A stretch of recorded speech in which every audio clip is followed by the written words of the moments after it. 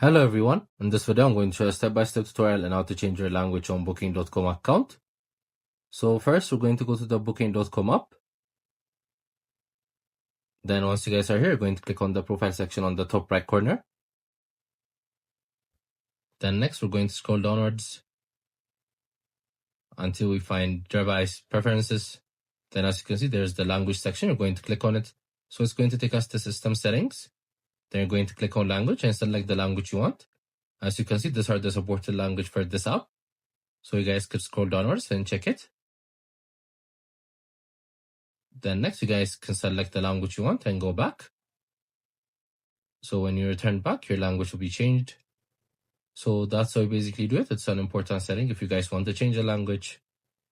Make sure to also check our other videos as we've been posting daily.